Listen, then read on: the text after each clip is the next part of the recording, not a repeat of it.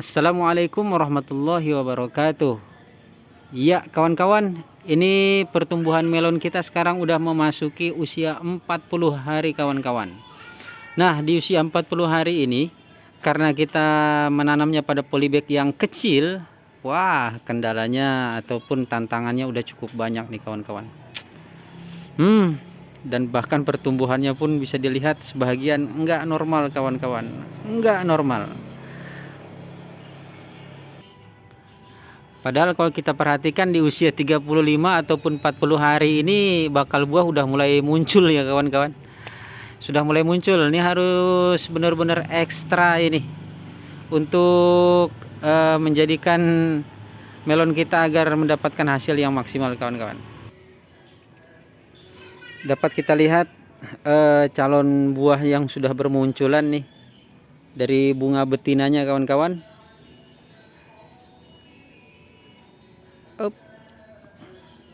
Kelihatan nih,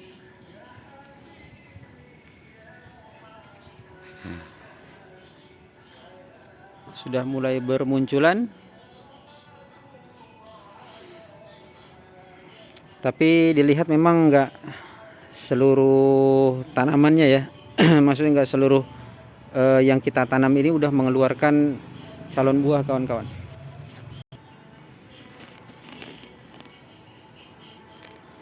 Memang dilihat dari pertumbuhannya aja nih sangat apa ya, bisa dibilang memprihatinkan sih enggak ya.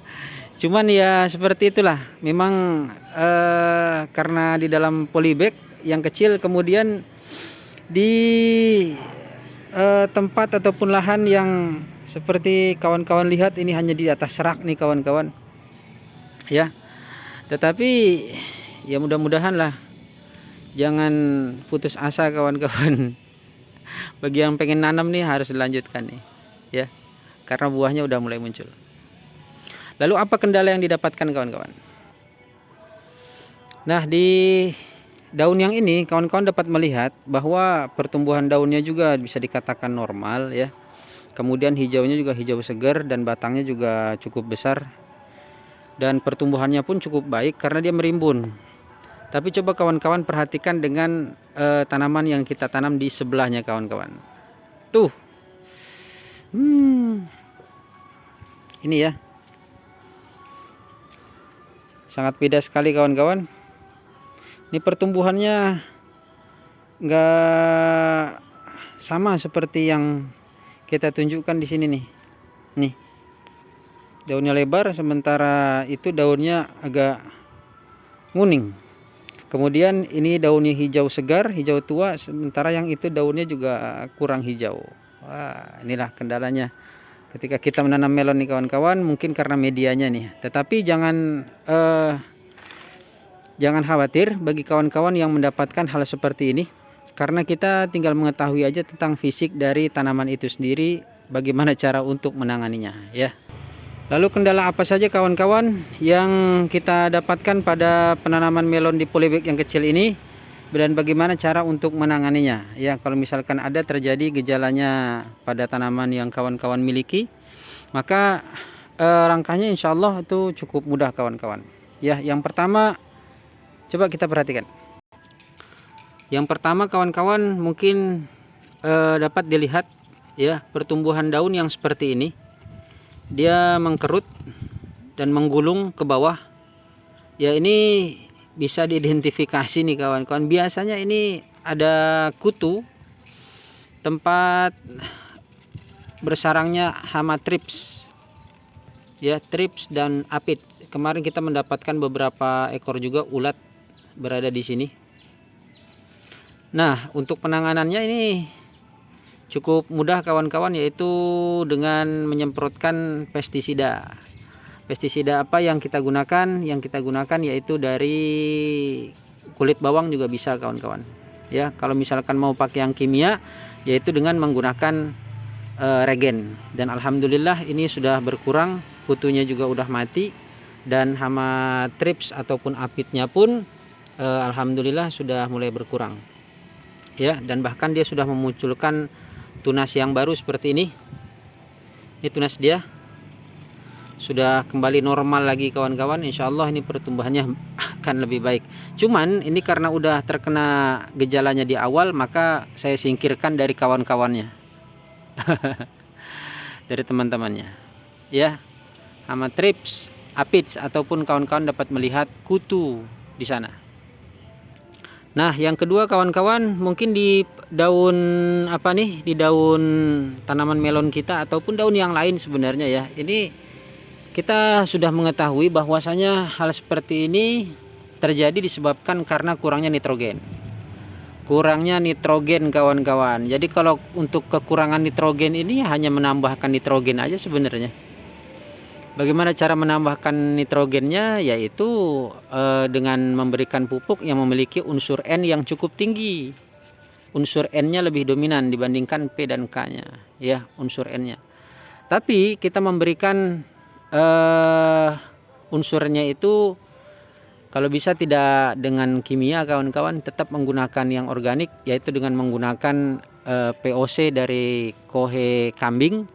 Kemudian bisa juga dilakukan yang lebih baik itu dengan menggunakan POC dari urin kelinci, ya, kekurangan nitrogen. Jadi ini penyiramannya dilakukan dengan cara dikocor, ya, supaya mendapatkan nitrogen yang lebih cukup lagi kawan-kawan. Yang ketiga, ini kawan-kawan kalau mendapatkan salah satu daun dari tanaman melon yang kawan-kawan suka, yang kawan tanam maksudnya, ya. Ini daunnya tiba-tiba layu dengan tiba-tiba kawan-kawan. Ini harus waspada karena dengan layunya daun tersebut dengan tiba-tiba, padahal kemarin seger gitu ya, kemudian tiba-tiba layu seperti ini bisa disebabkan karena busuk akar.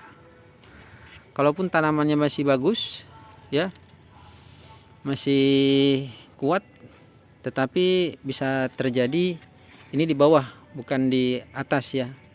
Bukan karena daunnya yang bermasalah, tetapi akarnya yang bermasalah. Biasanya disebabkan karena busuk akar. Ada jamur fusarium di dalamnya. Ya, untuk memberikan penanganannya yaitu dengan memberikan pestisida. Apa pestisidanya? Yaitu pestisida fungisida kawan-kawan. Untuk fungi bisa dilakukan dengan unsur fungi yang terkandung di dalamnya Trichoderma kawan-kawan, itu sangat bagus. Ini gejala busuk akar. Tapi kita lihat aja pertumbuhannya nih di di pucuk. Kalau dia masih tetap tumbuh ya kita pertahankan, ya. Kalau udah kayak gini jangan sering disiram lagi. Jangan sering disiram. Kenapa demikian? Karena bisa jadi dengan penyiraman tersebut maka akan memperparah dari penyakit layu fusarium ataupun busuk akar itu kawan-kawan. Kemudian di sini kawan-kawan dapat melihat ya, pertumbuhan dari tanaman melon kita ini memang benar-benar nggak normal gitu ya. Kita katakan nggak normal padahal bunganya itu sangat lebat sekali ya. Kalau kawan-kawan lihat tuh bunganya lebat, tetapi bisa dikatakan nggak normal. Kenapa nggak normal kawan-kawan? Dari setiap pucuknya itu selalu bunga dulu yang keluar dibandingkan daun. Bunga duluan baru daun. Ini hampir bisa dikatakan merata nih kawan-kawan. Ini sebabnya apa sih? Sebabnya ini dulu pernah kekeringan, ya, dehidrasi, karena beberapa hari yang lalu memang tanamannya ini mendapatkan sinar matahari yang cukup terik, kemudian memang tidak ada teduh sama sekali, bisa dikatakan seperti itu. Tapi saya tidak menyalahkan cuacanya. Yang saya salahkan diri saya sendiri karena penyiraman yang kurang bagi tanaman ini kawan-kawan, ya. Maka kekurangan saya juga termasuk yaitu nggak disiplin, ya. Mungkin karena kegiatan kerja yang lain yang menyebabkan tidak sempat untuk menyiramnya.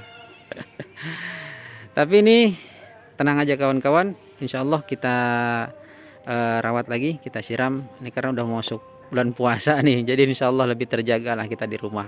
Oke. Padahal semestinya seperti ini ya kawan-kawan.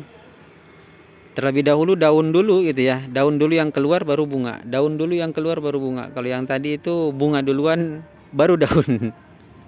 Berarti unsur apa namanya, untuk makanannya itu sangat kurang. Jadi bisa dikatakan kerdil dia kawan-kawan. Maka kalau kita mendapatkan hal seperti itu, nih dapat terlihat dari daun-daunnya yang di bawah itu udah mulai mengering kawan-kawan. Jadi daun yang mengering ini adalah identifikasi kalau tanaman itu kekurangan nutrisi ataupun kekurangan makanan. Biasanya tanaman yang kekurangan makanan itu kawan-kawan, dia akan menggugurkan daunnya sebagai asupan makan buat dia. Seperti di hutan ya, memang tanaman itu menggugurkan daun untuk memberikan makan tanah agar diurai oleh pengurai yang berada pada tanah, kemudian itu akan diserap oleh akar kawan-kawan. Itulah yang menjadi makanan bagi tanaman. Jadi ini dapat kita lihat bahwa memang tanamannya yaitu kurang nutrisi ataupun kurang makan. Tapi kawan-kawan, kalau misalkan kita tahu bahwa tanamannya itu kurang makanan, jadi saya ingatkan bahwa jangan terlalu memberikan pupuk yang berlebih pula ya. Untuk menanganinya tidak seperti itu. Kadang-kadang baik kawan-kawan yang udah panik, maka dia memberikan pupuk semuanya dimasukkan, nanti overdosis malah makin hancur tanamannya kawan-kawan. Jadi lakukan pemupukan seperti biasa kawan-kawan ya, tentu dengan menjaga kelembaban medianya dan kemudian memberikan unsur N yang cukup padanya ya, unsur pertumbuhan. Karena tanaman melon ini memang kita sama-sama tahu dia membutuhkan air yang cukup banyak, kemudian dia membutuhkan nitrogen yang cukup tinggi ya, mempertahankan buah dan daun, buah dan bunga ya. Untuk mempertahankannya itu kita menjaga kelembaban medianya saja dulu kawan-kawan ya. Kemudian diberikan pupuk organik yang cair ataupun berikan tambahan kompos di atas medianya. Nah, jadi itu kawan-kawan sedikit deh ya apa yang disampaikan nih tentang kendala yang berada pada tanaman melon kita kawan-kawan. Tapi jangan putus asa, mudah-mudahan ini bisa berhasil dan udah mulai berbuah ya. Mudah-mudahan berhasil deh, memuaskan ya, doakan kawan-kawan. Demikian dulu deh, mudah-mudahan suka dengan videonya. Terima kasih yang sudah menonton, mudah-mudahan suka dengan videonya. Assalamualaikum warahmatullahi wabarakatuh.